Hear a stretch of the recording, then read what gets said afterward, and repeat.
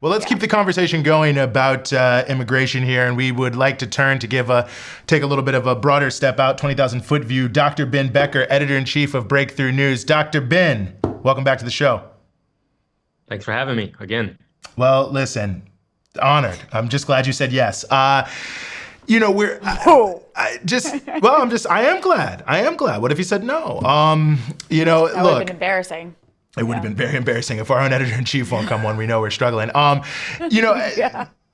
I think a lot of times, Ben, it's hard to kind of put this in context. Like, what is the scale of what we're seeing? I mean, obviously we're seeing a lot of raids. Like, we know it's happening, but what do we know about the numbers? And is there something comparable in history like this? Is this like the biggest push they've ever done? Is it similar to something they've done in the past? Like, how do people sort of frame this in their mind in terms of the scale and scope of what Trump and Stephen Miller and others are putting forward here? Okay, really important question, and it's requires a kind of a complex answer because it's definitely not the first time there were mass deportations. Mass deportations really get going after the Palmer raids, after World War I, where the first Red Scare essentially is when you see mass deportations, mostly of European immigrants and a lot of radicals, people involved in the labor movement. Then you have big deportation in the 1930s, where they were basically scapegoating Mexicans for the Great Depression. And they took a lot of Mexicans and Mexican Americans out, including citizens. And then in the 1950s, Dwight Eisenhower launched a massive operation that took maybe over 1 million people and deported them. Again, huge sweeps. And Trump has actually been citing that. He's like, well, people don't complain about Dwight Eisenhower. Why can't I do it? Wow. But, in fact, in the last 3 decades, especially, there is a deportation machinery that has now been created in the U.S. government that is almost it's a full-time machinery. And so Obama, for instance, who was considered a friend of the immigrants when he was running for office and said he was going to pass comprehensive immigration reform, earned the terrible name, the deporter in chief, because he had a record of deportations that, in fact, was not surpassed. The deportation numbers, I would say, can go up and down, and they have a lot to do with what's going on at the border. So, for instance, there's been some reports that actually Trump's deportation numbers are still, in some respects, lower than Biden's, which I know is a shock for some people to hear. In part, that's because of what actually happens in the sort of border region. If there's more people crossing and they're catching them and immediately deporting them, that would increase the deportation numbers quite a bit. If you're detaining them here, for instance, for longer periods and then not deporting them, that also could, in a way, lower the deportation number, even while it's increasing the detention number. In other words, these things, the numbers don't tell the whole story. I do think what Trump is doing, though, is not just the politics as usual. And we have to actually go beyond the numbers, that he is deliberately provoking, terror by launching large-scale raids at workplaces. And at this point, anyone who still believes that he is targeting so-called gang members is like deliberately deceiving themselves. They are a victim of their own self-delusion at this point, because Stephen Miller reportedly, and this was leaked, got up in front of a bunch of regional directors of ICE and was screaming at them, "Why are you going after the criminals? Like, get over to the Home Depots and the parking lots and start sweeping people up." So the fact that Home Depots were targeted in Paramount and other parts in California and then provoked this big response is not accidental. This was a deliberate decision of the Trump administration to launch very provocative raids against workers and against workers on the job, people who have kids in schools, people who have no criminal background that's been proven, people for whom there is no warrant. So it is a deliberate escalation. It might be because they just want to get their numbers up, but I actually feel that they also were intending to create a pretext or a context that would allow for the deployment of military forces into U.S. cities. I don't think that was a necessary or logical reaction to what was transpiring. In fact, it was pre-planned. They went into Los Angeles, which, as the previous guest said, is about half Latino, has a huge immigrant community, has over 1 million people who are undocumented in the area, and said, we're basically going to declare war on this area, and we're going to get it started with these raids. So that's what this is. It's not your normal even protest movement where something happens, then the masses rise up, and then the government says, "Oh, I hope this protest goes away." I feel like this one was actually designed as a provocation because Trump wanted to raise the temperature in this country so as to deploy the military. I heard that those are all really, really important points, and people, I think, very much need to understand that narrative of how you mentioned Los Angeles is basically a testing ground for this larger nationwide crackdown, and we're seeing it play out now. And it's not that Trump is obviously he's targeting immigrants. He's using the immigrant issue to go after people, but he's also targeting protest itself. Like any protest against him is being framed as something violent that needs to be crushed. And obviously, he wants to deploy the military across the country to crush any protest against him and his policies. He wants to invoke the Insurrection Act. So I'm just curious if you can maybe break down how this deportation crackdown fits into this larger war on civil liberties, on free speech, and on political organizing. Oh, absolutely. I mean, I think, again, last year everybody was talking about Project 2025. Yeah. This is another sort of aspect of it. The going after your political opponents in many different ways. And it is just starting with immigrants. There's also a concerted attack on the left. There's yesterday, over 200 organizations received letters from members of Congress, basically nonprofit organizations. Many of them are quite mainstream that service the immigrant community, essentially implying they're involved in illegal activity, trying to set the stage for them to be defunded in different ways.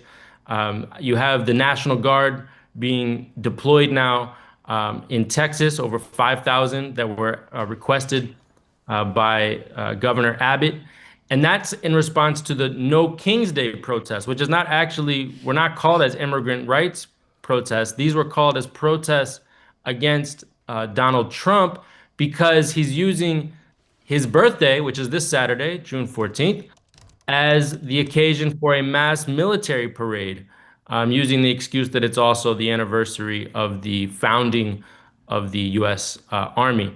So, these protests have been called, and there's going to be thousands and thousands of actions across the country. And honestly, for those who have been to these protests, this is of a different character. It's actually a more liberal, progressive, in some ways, a more middle-class audience that comes out to these protests in the last few months, although the protests themselves have become a site of different movements to converge, but they have no record of sort of rebellion, so to speak, as days of action. Very mainstream organizations that are involved in them, and they're calling the National Guard out on them preemptively. So Donald Trump is making the point that I think many of us who have studied history have been saying for a long time, that of course you start with one group. You start with the immigrants, you start with the radicals, but the whole point is to establish a new political and legal framework in which the right wing essentially establishes a form of political dictatorship. And I think that, we'd have to sort of get into the weeds of what kind of dictatorship that is.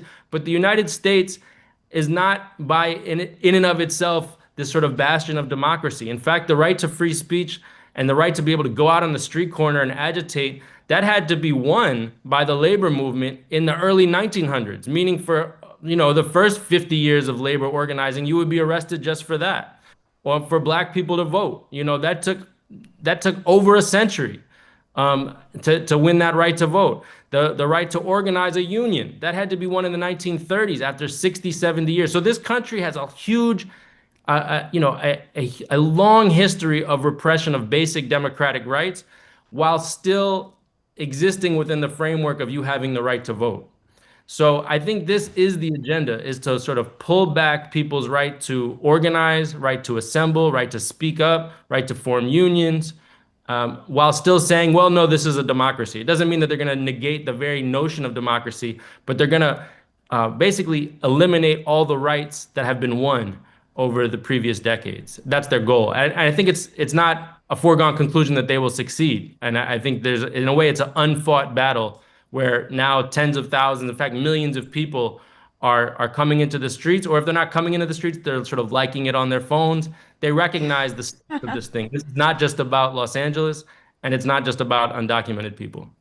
Well, I think it's an important point that you raised there about the possibility of it's not a foregone conclusion they'll succeed. I mean, obviously, we saw the Sensenbrenner bill go down to mass protests in 2006. I mean, there's the Simpson-Mazzoli Act in the 80s. I mean, it's a different context, but nonetheless, not like Ronald Reagan was some, great lover of all, nationally oppressed people.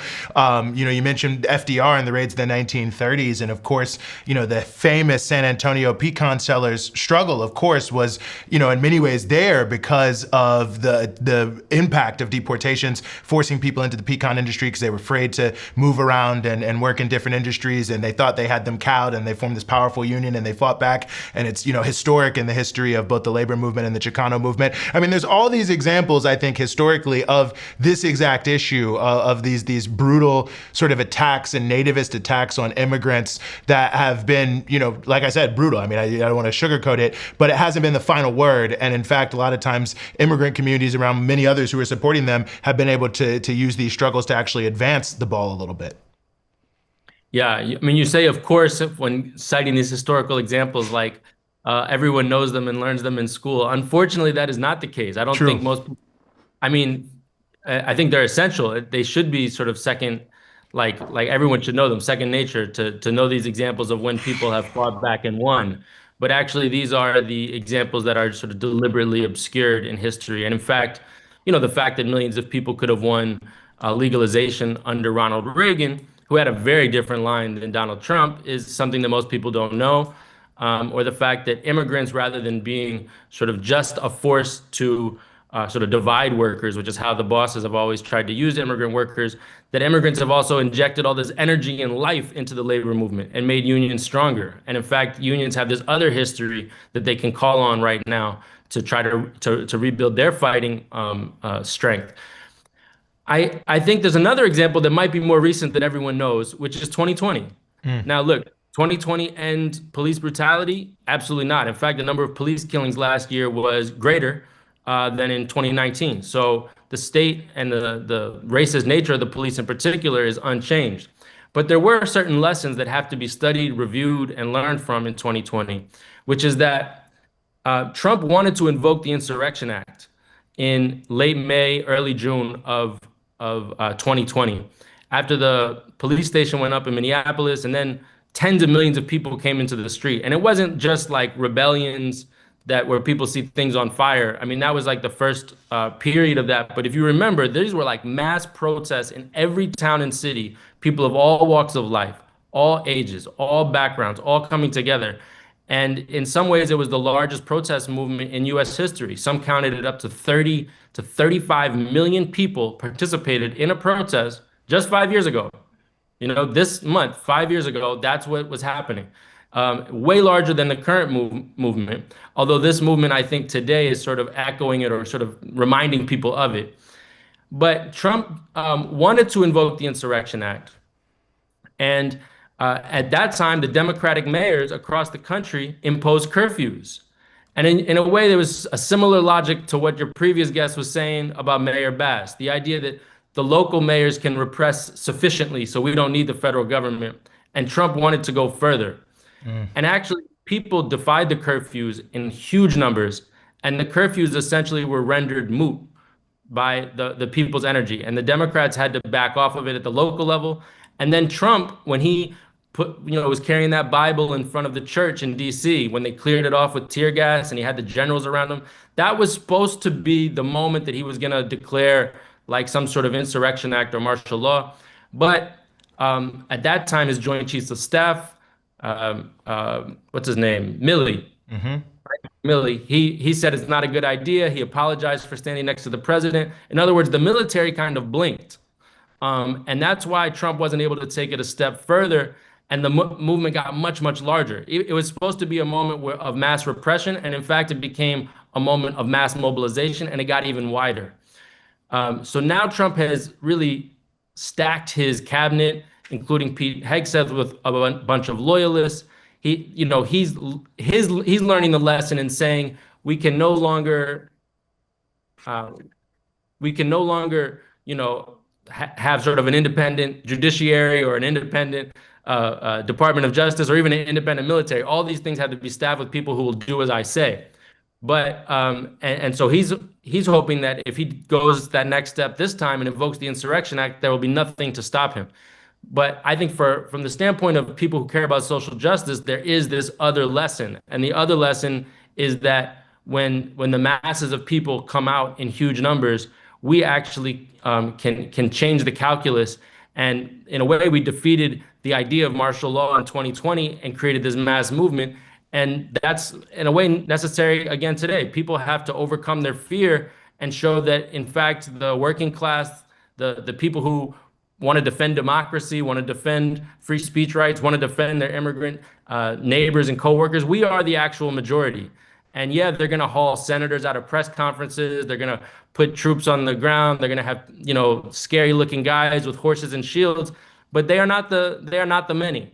And so the question, in a way, has not been answered. The question has been posed to the population: will you accept this? But it has not yet been answered. Well, we're going to have to wait and see what answers are delivered by the people. A lot to keep following, and we will continue to keep following. And like I said, keep following Breakthrough. We have people live on the ground. We have analysts here on the Freedom Side and other programs, so we have you covered from all angles. Dr. Ben Becker, editor-in-chief of Breakthrough News, thank you so much for joining us here on the Freedom Side. Thank you.